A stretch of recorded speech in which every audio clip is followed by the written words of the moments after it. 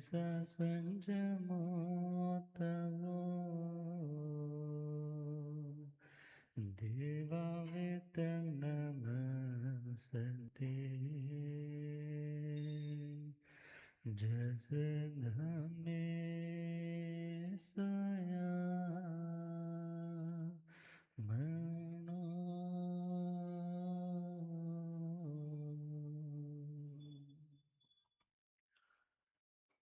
जे हाथ जोड़ गोरानो मेरे वंदना जे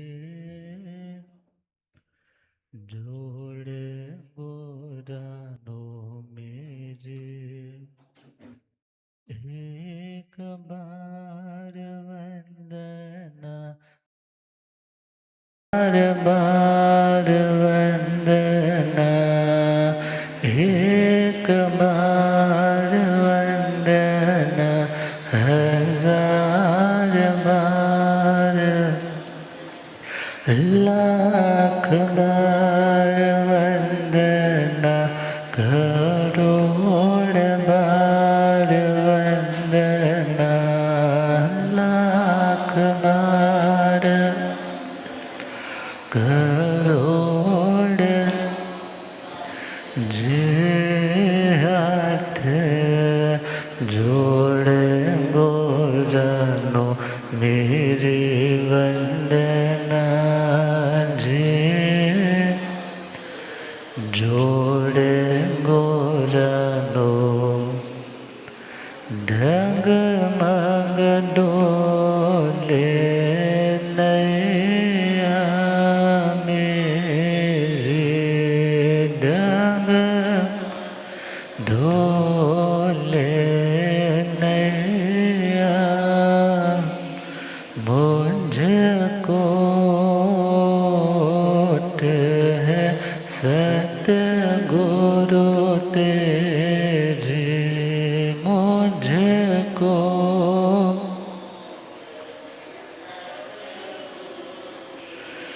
जे आसा भवसागर पार लंघना जे भवसागर पार जे हाथ जोड़ गोरानो मेरी वंदना जे जोड़ गोरानो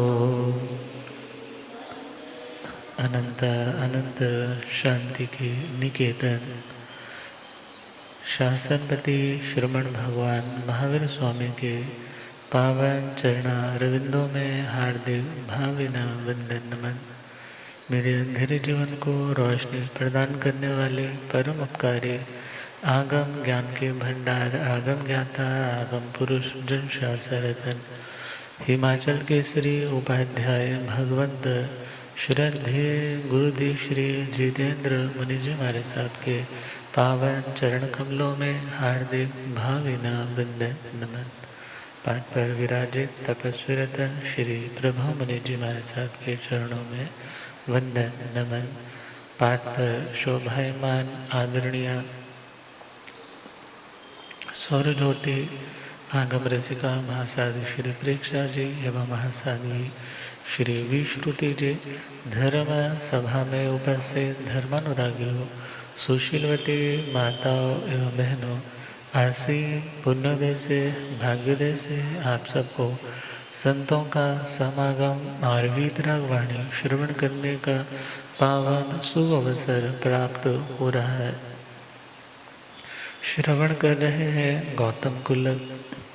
एक गाथा पर यदि चिंतन करें और उसका विश्लेषण करने लगे तो शायद कई दिन लग जाएंगे, मगर हम इसको समेटने की कोशिश करेंगे, ब्रीफली इसको समझने की कोशिश करेंगे। 20 गाथाएं हैं, आज हम 10वीं गाथा तक पहुंच गए हैं। स्टार्ट कर रहे हैं कि आत्मा की, व्यक्ति की पहचान और उसकी शोभा किससे होती है। तो यहाँ पर 4 लोगों के बारे में बात की गई है और उनकी शोभा के बारे में, उनके आध्यात्मिक गुण या उनके व्यवहार के अंदर उन चीज़ों का अवतरण होने से उनकी शोभा होती है, उसके बारे में हम बताया। आभूषणों सोहाए बामयारी, आके चरणों सोहाए देख धारी, बुद्धि जो सोए रायमती, लज्जा जो सोए गपति। आभूषणों सोए ब्रह्मयारी, जो ब्रह्म अर्थात विद्या, जो विद्या का अध्ययन करने वाला, ज्ञान में रमण करने वाला, उसे भी ब्रह्मचारी कहा जाता है। वैदिक परंपरा में पुरातन गुरुकुल अवस्था में 4 अवस्थाएं, व्यवस्थाएं दी जाती। उसमें जिंदगी का पहला जो स्लॉट है उसको ब्रह्मचर्य आश्रम बोला जाता है, जिसमें रह कर के वह विद्यार्थी ज्ञान का अध्ययन करता, अपनी शक्तियों का यूटिलाइजेशन ज्ञान को प्राप्त करने के लिए ही करता। तो जो आभूषणों में अर्थात खुद को सुंदर दिखाने में पड़ा रहेगा, उसका अध्ययन में कहाँ से मन लग पाएगा। आज के टाइम में जो कितने बड़े बड़े इन्फ्लुएंसर छोटी छोटी उम्र में बन जाते हैं, अर्थात वहाँ पर जस्ट अपने रील्स को और प्रमोट करने के लिए वे कुछ भी करने के लिए आजकल तैयार हो जाते हैं। अर्थात जिसको विद्या के अध्ययन में आगे बढ़ना है, उसको विभूषा प्रिय नहीं, उसको अपनी कैलिबर को, अपनी योग्यताओं को और विकसित करने के लिए पराक्रम करना चाहिए। अर्थात आभूषण तो बहुत पहने मगर अकल ज़रा भी नहीं, समझ ज़रा भी नहीं, कहाँ क्या बोलना, कहाँ क्या डिसीज़न लेना वो कर नहीं पाता। तो ऐसे सिचुएशन में क्या कहा जाता है कि बस ठीक है, पैसा बहुत है मगर इनके पास समझदारी नहीं है। तो फरमाया है ब्रह्म अर्थात विद्या। दूसरा ब्रह्म का मीनिंग है आत्मा, अर्थात जो आत्मा में रमण करने वाला है उसे भी विभूषा प्रिय नहीं बनना है। अर्थात सजना, संवरना, तैयार होना, बढ़िया से बढ़िया कपड़े पहनना, बढ़िया से बढ़िया कॉस्मेटिक यूज़ करना, सिर्फ किसके लिए कि मैं दूसरों को अट्रैक्ट कर सकूं, दूसरों को अपनी ओर खींच सकूं और दुनिया में मेरे को सब लोग अच्छा ही अच्छा कहे। और लिखने वालों ने तो लिखा है, जो व्यक्ति दूसरों को फंसाने के लिए जाल बुनता है, फाइनली स्वयं ही उस जाल में मकड़ी की तरह उलझ करके अपना ही नुकसान कर बैठता है। तो जो आत्म रमण करने वाला साधक है उसको शुद्धि का निषेध नहीं है, मगर शास्त्रों में श्रृंगार का निषेध है। अर्थात एक विधवा, पुराने ज़माने की विधवा औरत भी शुद्धि तो करती थी मगर श्रृंगार नहीं करते थे। क्यों? क्योंकि एक लोक लाज, एक दुनिया में अच्छा नहीं दिखाई देता, तो वो अपने आप को क्लीन तो रखती है मगर किसी भी तरह का हार श्रृंगार, किसी भी तरह के आभूषणों से खुद को सुसज्जित इत्यादि नहीं करती। यदि सपोज वो पहनती भी है तो बहुत हल्के से पहनेंगे कि किसी को दिखने में ये ना लगे कि ये उच्छृंखल हो चुकी है, इसको तो अपने पति के जाने का कोई गम ही नहीं है।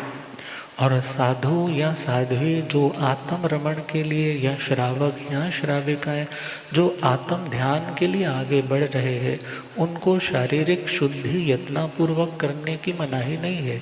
मगर हाँ, यदि वो श्रृंगार प्रिय बन जाएंगे तो उनका अधिक समय अपने शरीर को रख रखाव में जाएगा और उस रख रखाव के साथ साथ फिर कर्तव्य अकर्तव्य का विवेक भी धूमिल होने लग जाएगा। इसलिए फरमाया है जो आत्म रमण के मार्ग पर बढ़ने वाले साधक है तो उनको विभूषाओं का हार श्रृंगार इत्यादि का त्याग करना होगा। आज का टाइम बदला है। आज के टाइम में तो कहीं इवन उठाले पर चौथे पर भी जाना है तो उसकी पहले से ही सूट्स की सिलेक्शन होती है कि ये वाइट सूट है, इसके साथ वाइट वाली लेस होनी चाहिए। इवन कॉस्मेटिक की जगह पर वो उन्होंने क्या यूज़ करना है उसकी भी सारी एक अलग से होता है। किसके साथ ये शेड वाली लिपस्टिक चलेगी, इसके साथ ये चीज़ लगानी है, ये वाला गहना पहनना है। अर्थात आज का टाइम तो बदल गया, मगर फिर भी जो चाहता है कि मैं आत्म रमण में अपने पीसफुल लाइफ को, जर्नी को और आगे प्रोसीड ऑन कर सकूं, तो उसको फालतू के डिस्ट्रैक्शंस में उलझने की ज़रूरत नहीं है। तो तीसरा मीनिंग ब्रह्म का वीर्य, अर्थात जो अपने शक्ति को रिजर्व रखता है, ऊर्ध्व रेतस बनने का अभ्यास करता है, उन्हें भी विभूषा अर्थात आभूषणों को तन पर सजाने की कोई ज़रूरत नहीं है। तो आभूषणों सोहई बम्ब यारी, परमात्मा तो फरमाते हैं विभूषण परिवज्जे जा शरीर परिमंडनम बम्ब चेर रो भिक्षु सिंगारथंग ने धारे। 16वें अध्ययन की 9वीं गाथा उत्तराधन सूत्र। परमात्मा फरमा रहे हैं विभूषा का त्याग करे और शरीर का परिमंडन अर्थात उसको भी सजाने इत्यादि में अपना समय बर्बाद नहीं करे। बम्ब चेर रो भिक्षु, जो ब्रह्म अर्थात विद्या में, ब्रह्म अर्थात आत्मा में, ब्रह्म अर्थात अपनी शक्ति की सुरक्षा में आगे बढ़ रहा है, उस आत्मा को व्यर्थ के प्रलापों में, व्यर्थ की दुनिया की दौड़ के साथ दौड़ने की आवश्यकता नहीं है। और विचार करना है जो जितना सादा होता है, जितना सिंपल होता है, और उस व्यक्ति का एक ऑरा डिफरेंट होता है, बात करने का एक तरीका, एक सलीका अलग होता है। और अक्सर बहुत ही वेल ऑर्नामेंटल, वेल ग्रूम्ड लोग भी आते हैं, मगर वो जब साधु साधियों की सिंप्लिसिटी को देखते हैं तो वो कहते हैं कि हमें तो ये ज़्यादा सुंदर लगते हैं, हम तो इतना कुछ करते हैं मगर फिर भी हमें लगता है हमें वो सुंदरता नसीब नहीं हो पाती। तो फरमाया है कि जो विभूषा का त्याग करता है वही सच्चा साधु है। शारीरिक कष्ट है, उसकी निवृत्ति के लिए कुछ औषधीय रूप से प्रयोग करना है, बात अलग है, मगर श्रृंगार की दृष्टि से और सुंदर दिखने की दृष्टि से कुछ करना है तो बिल्कुल क्वाइट डिफरेंट चीज़ हो जाती।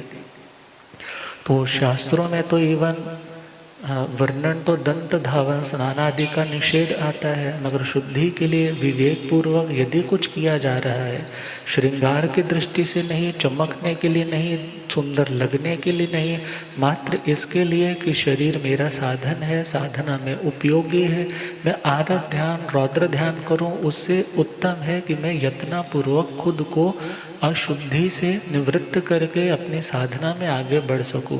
मगर यदि उसका ध्यान सिर्फ शुद्धि पर है, बाह्य शौच के ऊपर है, तो वो आभ्यंतर शौच की ओर, आभ्यंतर शुद्धि की ओर आगे बढ़ नहीं पाएगा। महात्मा गांधी जी के सेवाश्रम की घटना आती है कि इंग्लैंड की एक धनिक बेटी थी और उसका नाम था स्लैड, और उसने जब गांधी जी के इस आंदोलन के बारे में सुना, सेवा के बारे में सुना, तो बहुत भावना आई कि मैं भी वहाँ जाकर सेवा करूँ। पत्र भेजा तो गांधी जी ने आंसर किया, यदि तुम आना चाहते हो तो बिल्कुल कठोर निश्चय करके आना कि मैंने वहाँ सेवा करनी है। जैसे ही वहाँ पहुँची तो वहाँ का जो साधनामय जीवन देखा तो उसने भी प्रण लिया कि मैं भी ताउम्र शादी नहीं करवाऊँगी। और तो गांधी जी ने कहा फिर इन बालों को रखने की ज़रूरत नहीं, इन बालों को क्या कर दो, कटवा दो। तो उसने अपने सुंदर वो घने केश वो भी कटवा दिए, सादगी वेशभूषा में आ गई, और पहली ड्यूटी उसको दी शौचालय साफ करने की। कौन सी ड्यूटी? अब वहाँ तो बदबू, मगर वो तो ठान कर आई है कि मुझे सेवा करनी है, मुझे उनके उस मिशन में जुड़ना है। तो अर्थात जो व्यक्ति विभूषा प्रिय होगा उसको तो ये लगेगा कि हाय मेरे हाथ गंदे हो जाएंगे, हाय मेरा ये हो जाएगा। मगर जिसको वास्तव में सेवा करनी है फिर उस व्यक्ति को प्रिकॉशनरी ध्यान रखना ज़रूरी है। मगर वो सेवा के मामले में यदि जुगुप्सा के साथ सेवा करेगा, यदि घृणा के साथ सेवा करेगा तो सेवा उसके लिए बोझ बन जाएगी। सेव्य जो व्यक्ति जिसकी सेवा की जा रही है उसको भी कोई आनंद की अनुभूति नहीं हो पाएगी। तो अभूषणो सोहई बम्ब यारी, अकिंचनो सोहई दिक्खधारी। परमात्मा कह रहे हैं कि जो अकिंचन होता है, 29वां अध्याय श्रीमद् उत्तराधीन जी सूत्र में फरमाया, जो मुक्ति गुण से युक्त होता है। मुक्ति का अर्थ है निर्लोभता। मुक्ति का अर्थ निर्लोभता। मुक्ति का मतलब बंधन का उच्छेद कर देना, बिल्कुल एक तरह से हर तरह के शैकल्स को तोड़ देना, हर तरह के स्नेयर से बाहर आ जाना, हर तरह के बंधन से मुक्त हो जाना। तो जो अकिंचन होगा वो कौन होगा? जो मुक्ति गुण से युक्त होगा। जो कहता है मुझे कुछ चाहिए नहीं, तुम पूछते हो कुछ ले लो, बोलते ज़रूरत नहीं, फिर पूछते हो कुछ और ले लो, बोले ज़रूरत नहीं। तो ऐसा जो साधक है जो निर्लोभता के गुण से युक्त है, उसके अंदर क्या पैदा होगा? तो कहा अकिंचनता। अकिंचनता का मतलब उसके पास फिर किंचित मात्र भी कुछ भी नहीं होगा। जब किंचित मात्र भी नहीं है, कुछ भी नहीं है, तो उससे क्या होगा? जो अर्थ लोलुप लोग हैं, जो धन की इच्छा करने वाले लोग हैं, फिर वो तुम्हें तंग नहीं करेंगे। वो तुम्हें तंग, बच्चों को पैसा प्यारा, माता पिता को भी तभी तक बोलते रहते हैं, इवन कई बार टॉर्चर भी करते हैं, चिल्लाते भी हैं कि आप देते नहीं, आप उसका करते हो। मगर जब माता पिता कह देते हैं कि हमने तो सारे का सारा क्या कर दिया, तुम्हें दे दिया, अब हमारे पास देने वाला कुछ भी बाकी नहीं है, तो वो समय भी आता है जब बच्चे कहते हैं कि अब इनके पास आने का, बैठने का कोई फ़ायदा, बोलो कोई फ़ायदा नहीं। क्यों? क्योंकि इनसे कुछ मिलने वाला नहीं। और इवन यदि एक साधु यदि कुछ दे रहा है लोगों को, तो उसके स्वाध्याय में भी खलल पड़ता है। महाराज जी एक बैग दे दो, महाराज जी एक पेन दे दो, महाराज जी ठीक है। अब व्यवस्थाएं टाइम के अकॉर्डिंगली बदली हुई है, क्योंकि स्थानकवासी समाज में यदि तीर्थ यात्रा करने के लिए कोई जाता है तो वहाँ पर उसको दिखता है यहाँ ये है, यहाँ वो है, ये धर्म का ये उपकरण है, तो गुरु महाराज के पास ला करके दे देते हैं कि गुरु महाराज आपके हाथ से लेंगे, कोई पच्चखान ग्रहण कर लेंगे, उसका सदुपयोग करेंगे। तो एनीवेज जब पास होगा तो कहीं ना कहीं रुकावट तो, और जो मंत्र विभूति इत्यादि से युक्त होगा कि गुरु महाराज ये आशीर्वाद देते हैं, ये मिल जाता है, ये आशीर्वाद देते हैं, उसका ये काम हो जाता है, तो ऐसी सिचुएशन में गुरु महाराज तो क्या होंगे? अपना स्वाध्याय, आत्मचिंतन नहीं कर पाएंगे। बार बार डिस्ट्रैक्शन आती रहेगी, बार बार लोगों की भीड़ भरमार चला रहेगा। तो कहा जो अकिंचन होगा, यदि सपोज साधना कर रहा है कोई देवता प्रकट होकर के, शास्त्र में आता है कि आगम का स्वाध्याय करते करते उस स्वाध्याय को सुन करके कई बार जिनका वर्णन होता है वही देवता आकर के नमस्कार की मुद्रा में कहते हैं आपने बहुत सुंदर पारायण किया, बहुत सुंदर स्वाध्याय किया, आप मांगिए हमारे से, आपको क्या चाहिए। तो वो अकिंचन जो निर्लोभी साधु है वो क्या आंसर करता है? बस हमारा स्वाध्याय ऐसे चलता रहे, हमें भक्त परमात्मा के मार्ग पर निष्ठा बनी रहे, हमें तुम्हारे से कुछ चाहिए नहीं। और जो डिमांड रख देते हैं कि हमें ये मिल जाए, तो ऐसा व्यक्ति फिर अपने स्वाध्याय आदि से डिस्ट्रैक्ट होने लग जाता है। तो फरमाया है मुक्ति से निर्लोभता, निर्लोभता से अकिंचनता, अकिंचनता मतलब अपरिग्रह की वृत्ति। कौन सी वृत्ति? अपरिग्रह की वृत्ति। 10वें कालिक सूत्र में फरमाया है कि एक जिन कल्पी साधक है, एक स्थविर कल्पी साधक है। जिन का मतलब है एक केवली भगवान की तरह, वीतराग परमात्मा की तरह उस कल्प को, उस मर्यादा को स्वीकार करता है। स्टार्टिंग में तो कपड़ा ग्रहण करते हैं, मगर कपड़ा कट जाए, फट जाए, चोर उठा करके ले जाए तो नया कपड़ा ग्रहण नहीं करते। पाँव में कांटा चला जाए उसको निकालते नहीं है, आँख में कुछ चला जाए उसको निकालते नहीं है। सुभद्रा के बारे में स्टोरी सुनते हैं ना उन संतों के, जिन कल्पी संत के आँख में क्या था, तिनका गया हुआ था, तो उसी को तो फिर जीभ से निकाला, जिसके बाद उसकी सासू माँ ने उसके ऊपर ब्लेम लगाया। तो यानी कि जो ऐसे जिन कल्पी साधक है, यदि चल रहे हैं रास्ते में शेर आ जाए तो रास्ता बदलेंगे नहीं, और यदि कबूतर इत्यादि दाना चुग रहे हैं उनके चलने से वो उड़ेंगे तो वो रास्ता बदल लेते। अर्थात जीव दया का भाव हमेशा रहता है, मगर निर्भयता के साथ आगे बढ़ते हैं। जिस स्थान पर कायसर कर रहे हैं, सपोज कोई आग लगा दे तो उस आग लगने पर भी उस स्थान से बाहर निकल करके नहीं आते डर के मारे, मगर यदि कोई उनको पकड़ करके बाहर लाए तो कहते वो उस समय खुद को बड़े ही आत्म संयम के साथ, विवेक के साथ बाहर आने के लिए तैयार हो जाते हैं। मगर जो स्थविर कल्प साधक है उनकी योग्यता कुछ डिफरेंट है। अर्थात यदि कपड़ा कट जाए, फट जाए, उठाया जाए चतुर्मास के अलावा, क्योंकि चौमासे में तो स्थविर कल्पी साधु भी धागे का एक छोटा सा टुकड़ा भी ग्रहण नहीं करता है, मगर स्थविर कल्पों की साधना में जब चौमासे के अतिरिक्त समय है तो कपड़ा कट गया, फट गया, तो वो नया कपड़ा जो गृहस्थी के पास अपने लिए है, वाइट कपड़े हैं, तो उनको निर्दोष लगता है, तो वहाँ से वो ग्रहण कर सकते हैं। और फरमाया है जम्पी वत्थं व पायं व कंबलं पाय पुंचणं तंपि संजम लज्जट्ठा धारन्ति परिहरन्ति नासो परिगहो वुत्तो नाय पुत्रेण तायेण मुच्छा परिगहो वुत्तो ई वुत्तम महेशिणा। परमात्मा भगवान महावीर स्वामी फरमाते हैं जंपी वत्थं व पायं व, यदि आप कुछ भी वस्त्र इत्यादि, पात्र इत्यादि, कंबल इत्यादि, पाद प्रोंछन, पैरों को साफ करने वाला जो कपड़ा है यदि आप ग्रहण करते हैं, सर्दी के लिए कंबल है और गर्मी के लिए चद्दर है, मच्छर इत्यादि से भी रक्षा, लज्जा का निवारण भी है, तो वहाँ पर फरमाया वो इसे क्यों ग्रहण करते हैं? पहला संयम के लिए। किसके लिए? संयम के लिए, कि वो संयम में आगे बढ़ सके, कहीं आरत ध्यान में, रौद्र ध्यान में ना चले जाए। साधना तो धर्म ध्यान से शुक्ल ध्यान की ओर बढ़ने के लिए ग्रहण की है, कहीं उन्हीं छोटी छोटी परिस्थितियों से घबरा करके उनकी साधना खराब ना हो, तो वे लोग संयम की रक्षा के लिए वस्त्र इत्यादि को ग्रहण करते हैं। दूसरा लज्जा, लज्जा के निवारण के लिए, क्योंकि समाज में रहना है तो हर व्यक्ति का अपने लज्जा के ऊपर विजय नहीं होती है, तो वहाँ पर सभ्य समाज में विचरण करने के लिए यदि वो जितना ज़रूरी है उतना कपड़ा ग्रहण करता है, यदि ग्रहण करता है, जब ज़रूरत नहीं है कायसरक ध्यान आदि करना है तो उस टाइम सारा त्याग करके भी ध्यान साधना करने वाले महामुनीश्वर संत होते हैं। तो कहा ना सो परिगहो बुत्तो, भगवान कहते हैं मैं उसको परिग्रह नहीं कहता। यदि संयम की रक्षा के लिए, लज्जा के निवारण के लिए तुम वस्त्र ग्रहण कर रहे हो तो उसको परिग्रह नहीं कहा, उसको एक तरह से साधना में विघ्न नहीं माना। नाया पुत्रेण तायेण, ज्ञात पुत्र और जीवों की रक्षा करने वाले, उसको ताई ना बोला।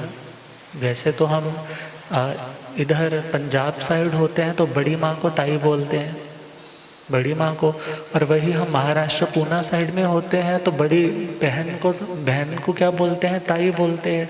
तो ताई ना मतलब जो रक्षा करे, त्राई जैसे शब्द आता है ना, त्राही माम, हे प्रभु मेरे को बचाओ, तो ताई ना मतलब जो जीवों की रक्षा करने वाले, सभी के जो स्वामी है। ऐसे ज्ञात पुत्र, ज्ञात का मतलब जो प्रसिद्ध है, ऐसे प्रसिद्ध क्षत्रिय कुल में पैदा होने वाले भगवान महावीर स्वामी ने फरमाया मुच्छा परिगहोवतो, मूर्छा जो है वो परिग्रह है, पागलपन है, उस वस्तु के प्रति इतनी अटैचमेंट कि वो वस्तु दूर चली जाए तो तुम उस समय पागलों की तरह विक्षिप्त से हो जाओ, तो उसको परमात्मा ने क्या कहा कि वह परिग्रह है। और परिग्रह आसक्ति हर तरह के पाप की मूल जड़ है। अब साधु अपने स्थान क्यों नहीं बनाते? क्यों? क्योंकि स्थान होगा तो गृहस्थी की तरह 2-4 इलाकों में घूम करके पुनः वहीं आकर बैठना पड़ेगा, उसकी रख रखाव करने में भी उसको टाइम इन्वेस्ट करना पड़ेगा। तो कहा अकिंचनो सोहई दिख धारी, जो अकिंचन है, दीक्षाधारी मतलब दीक्षाधारी, जिसने दीक्षा को धारण कर रखा है। किसको धारण? दीक्षा को। दीक्षा का मतलब वो अवस्था, वो नियम जो गृहस्थ से कुछ अलग हट करके है, जहाँ पर प्रवृत्ति मोक्ष की और निवृत्ति संसार से की जाती है। तो दीक्षाधारी ऐसे जो मुंडित है, अर्थात 10 तरह के मुंडन को 5 इंद्रियों के, 4 कषायों के और 10वां केश का लुंचन जिन्होंने किया है, ऐसे मुंडित व्यक्ति को दीक्षित कहा जाता है। क्या कहा जाता है? दीक्षित कहा जाता है, ठाणक जी की 10वें ठाणे के अकॉर्डिंगली। तो ऐसे जो दीक्षा को धारण करने वाले हैं, वो कैसे शोभा देते हैं? अकिंचन। अकिंचन का मतलब जब वो कहते हैं हमें कोई ज़रूरत नहीं, अर्थात जो ज़रूरत है वो तो पूरी हो ही रही है, मगर एक्स्ट्रा कोई डिमांड नहीं, मुझे ये चाहिए, मुझे वो चाहिए। तो कहा ऐसे उस अकिंचन साधु की, उसकी दीक्षा भी सफल कब होती है? जब वो इन दुनिया के परिग्रह से, आसक्तियों से ऊपर उठने का अभ्यास करता है। स्टोरी आती है, एक मच्छंदर नाथ गुरु हुए और उनके ही शिष्य हुए हैं गोरखनाथ जी। उनके शिष्य, गोरख प्रेस, गीता प्रेस वालों की कई बुक्स पब्लिश होती है। तो उनके गुरु रिद्धि संपन्न थे, साधना करते थे, मगर एक बार किसी जगह पर गए और वहाँ पर उनके शिष्य ने बड़ा प्रसन्न हुआ, आप पधारे हैं, तो सोने की एक ईंट उनको गिफ्ट कर दी। सोने की ईंट गिफ्ट कर दी तो उन्होंने अपने उस झोले में क्या कर ली, जो झोला उठाया होता है उसमें साथ में छुपा करके रख ली। जब जा रहे हैं, रास्ते में बढ़ रहे हैं, तो जंगल आ गया। जंगल आ गया तो अपने शिष्य गोरखनाथ से कहने लगे, मुझे यहाँ बहुत डर लग रहा है, मुझे यहाँ बहुत डर लग रहा है, जल्दी चलो, जल्दी चलो, ये जंगल बहुत ज़्यादा विहड़ है, बहुत ज़्यादा डेंस्ड है। तो शिष्य कहने लगा, गुरुजी मैं तो तेज चल रहा हूँ, और कितना तेज चलो। तो चलते चलते चलते चलते शिष्य भी सोच रहा, आज तक तो गुरुजी ने नहीं बोला मुझे डर लग रहा है, जल्दी चलो, तो कुछ तो बात है। जैसे ही गुरुजी को एकदम शौच की निवृत्ति की बाधा हुई कि मुझे शौच जाना है, तुम मेरा थैला संभालो, ज़रा ध्यान से इसको थाम करके बैठना। तो गुरुदेव तो गए हैं और इधर से उन्होंने देखा झोला आज भारा है, क्योंकि साधु के उपकरण जो होते हैं, पहले भी गुरु जी का झोला उठाया है, मगर इसमें कुछ हार्ड सॉलिड वाली कुछ भारी चीज़ लग रही है। तो जब टटोला तो एक कपड़े में लिपटी हुई सोने की ईंट थी। पास में ही एक तालाब था, एक छप्पड़ था बहुत बड़ा, तो वो ईंट उठाई और उसमें फेंक दी। क्या सोच करके? आज समझ लगा गुरुजी को डर किस चीज़ का लग रहा था। जब जैसे ही उसमें फेंकी है और बड़ा रिलैक्स होकर के बैठ गया, और गुरु महाराज आए, कहने लगे, शिष्य चेले जल्दी जल्दी चल, ये जंगल बहुत ज़्यादा भयानक है, यहाँ पर रुकना ज़रा भी सेफ नहीं है। कहने लगा, गुरुजी मैंने यहाँ सेफ्टी वाला सारा काम क्या कर दिया, सॉल्व कर दिया। आपका डर मैंने फेंक दिया निकाल करके। क्या फेंक दिया? बोले जी, जो आपको इतना ज़्यादा सता रहा था, आपको भयभीत बना रहा था, मैंने उस सोने की ईंट को क्या कर दिया। और कहने लगे, गुरुदेव आपके पास तो इतनी सिद्धियां हैं कि आप तो यूं ही पत्थर को अपनी साधना से सोना बना सकते हो, आप किस मोह में पड़ गए।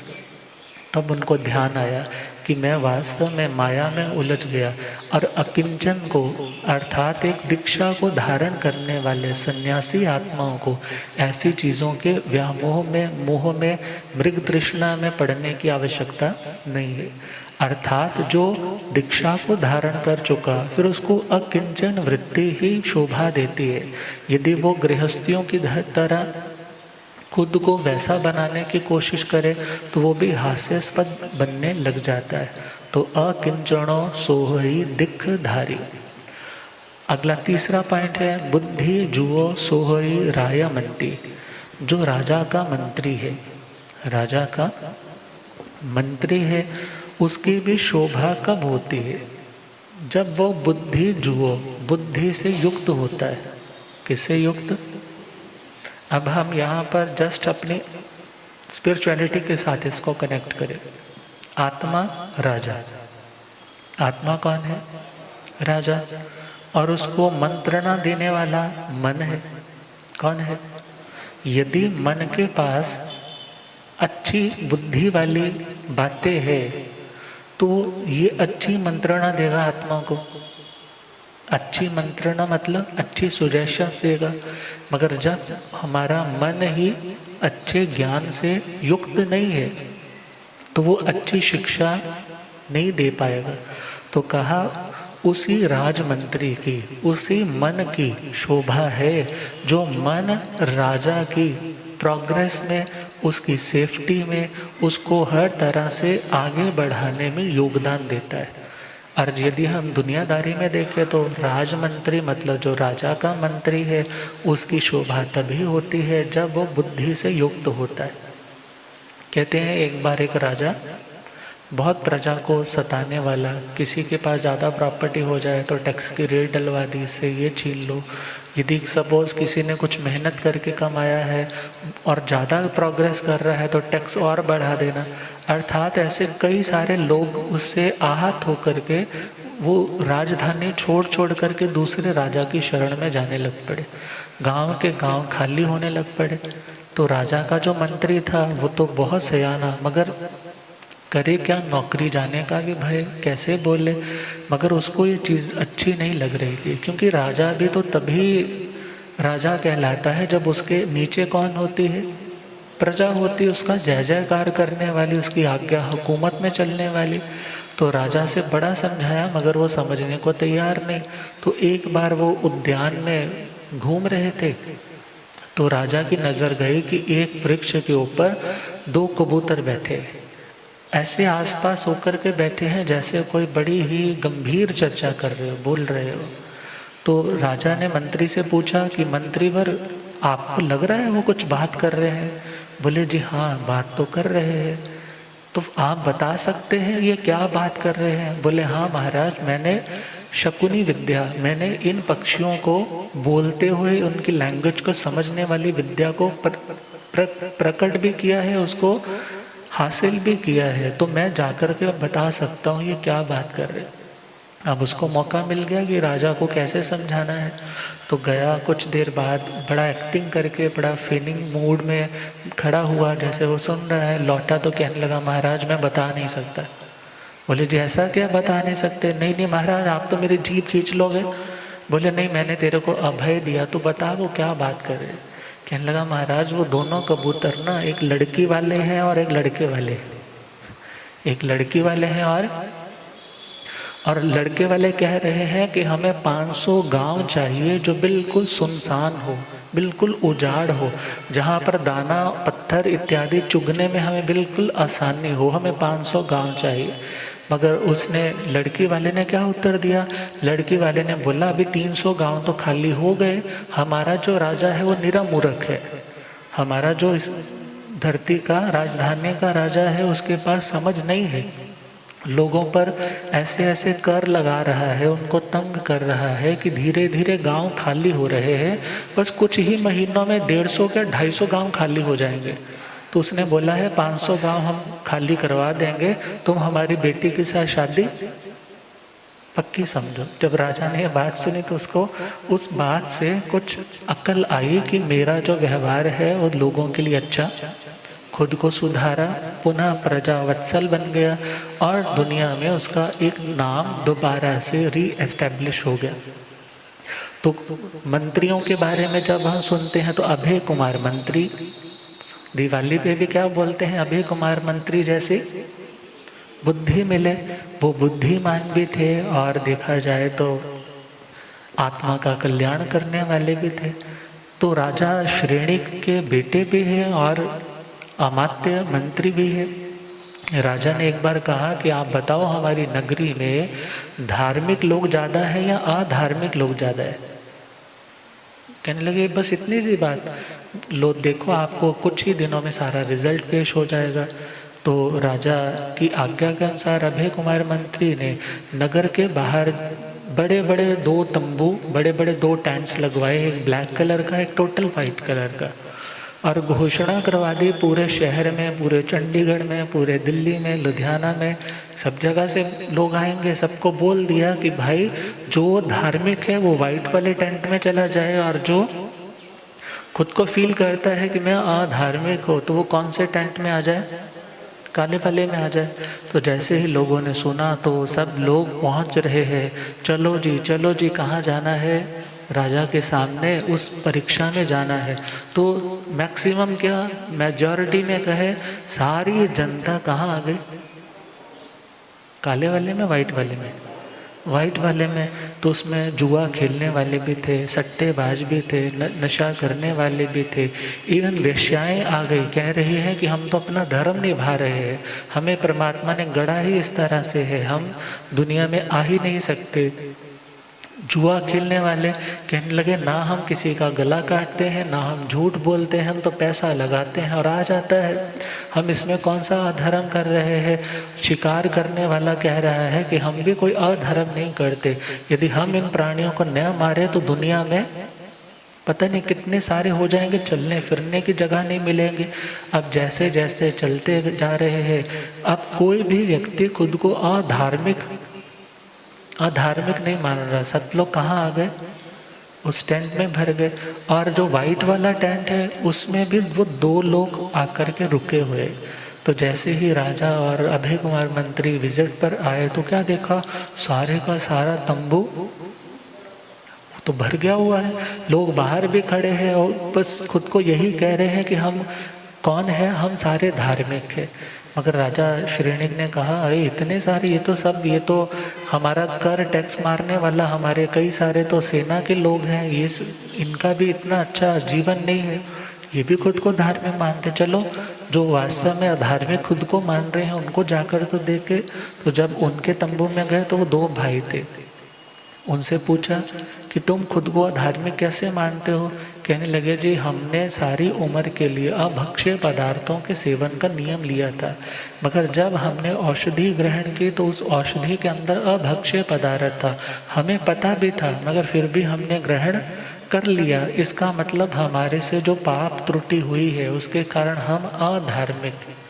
जैसे ये खुद को उन्होंने कहा हम अधार्मिक है तो अभय कुमार मंत्री कहने लगा महाराज वैसे देखा जाए सच्चे अर्थों में 2 ही धार्मिक है, बाकी सारे क्या है, अधार्मिक है।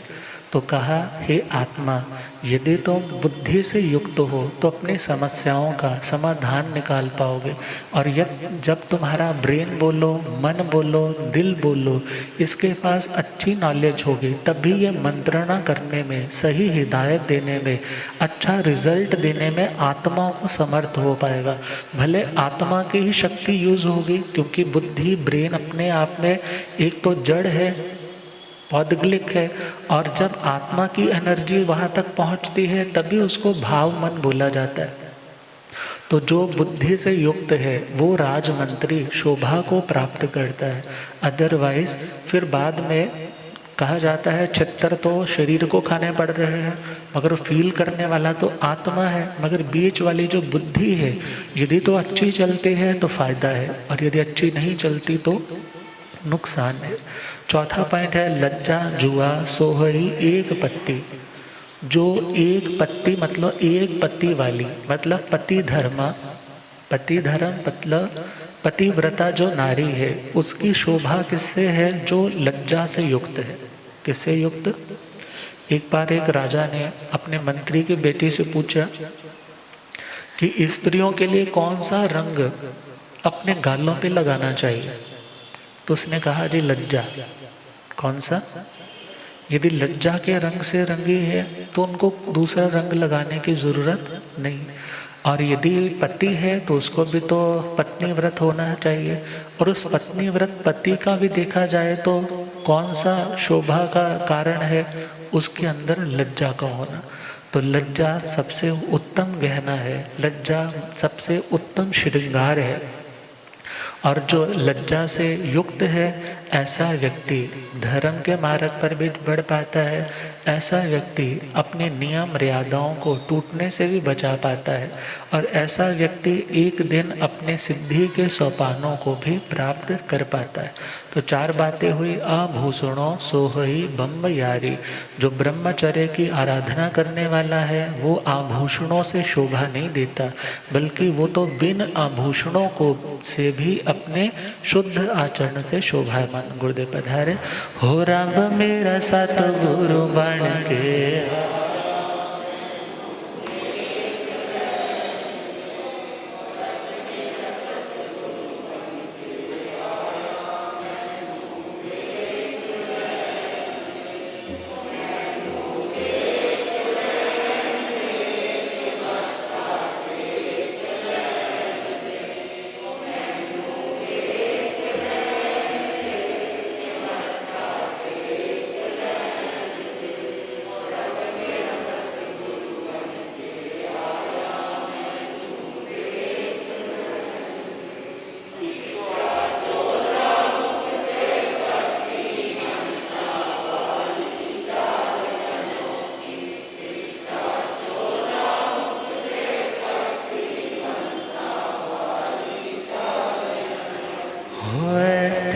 झुकदा है संसार मैनू। हो रब मेरा सतगुरु बन के आया मैनू।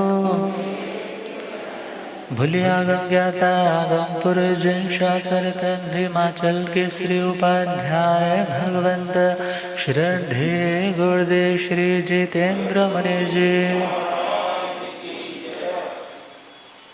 तो 4 शिक्षाएं, ब्रह्म विद्या, ब्रह्म आत्मा, ब्रह्म शक्ति, उसको प्रकट करने वाले व्यक्ति को आभूषणों के विभूषा प्रियता के मार्ग की ओर बढ़ना नहीं। और जो दीक्षा को, व्रतों को धारण करने वाला, वो अकिंचनता से शोभा देता है। अर्थात जितना वो संतोषी रहेगा, निर्लोभी रहेगा, अनासक्त रहेगा, उसकी शोभा और बढ़ती चली जाएगी। और जो व्यक्ति दुनिया के छलावे में पड़ करके दुनिया के साधनों को इकट्ठा करने में लग जाएगा, तो विचार करना है, कोई सराह में आकर के रुके और बोले ये मेरा घर है। कुछ भी बना लो, है तो सराह ही ना, सदा तो नहीं ना रहना, परमानेंटली तो नहीं रहना। और जब घर छोड़ दिया, व्यापार छोड़ दिया, तो वहाँ उस साधक को, अपनी साधना को और निर्मल बनाने के लिए दुनिया के इन महलों को, इन दुनिया के साधनों को पीठ दिखा करके ही आगे बढ़ना होगा। लिखा भी है, सरांदे विच आके ते कोई डेरा जमांदा नहीं। सरांदे विच आके ते कोई डेरा, किराए दे मकाना नो कोई अपना बनांदा नहीं। किराए दे मकाना नो कोई अपना, कदों परदेसिया, कदों परदेसिया पाएगा अपने देश वल फिर। कोई ना आसरा तेरा, बिना भगवान दे, बिना भगवान दे बंदे कोई ना आसरा तेरा। कोई ना आसरा, तेरे चारों तरफ ही पाल आए डाको घेरा। कोई ना आसरा, 84 फेरे फिर के तू इंसान कहाया, 84 फेरे आचो फिर के तू इंसान, तेरे कर मांद चक्कर ने तेनो चक्राच पाया है, तेरे कर मांद चक्कर ने तेनो चक्राच, कर कर मस्तिया, कर कर मस्तिया, दिन रात हो काम है तेरा, कोई ना आसरा तेरा, बिना भगवान दे, बिना भगवान दे बंदे कोई ना आसरा तेरा, कोई ना आसरा। तो ये 4 शिक्षाएं जब जिंदगी में आती है, इनके ऊपर चिंतन मनन किया जाता है, तो ये चारों शिक्षाएं एक इंसान को परमात्मा स्वरूप तक पहुंचाने में समर्थ हो पाती हैं। तो इन्हीं भावनाओं के साथ हम गुरुदेव कृपा फरमाएंगे। ओम शांति।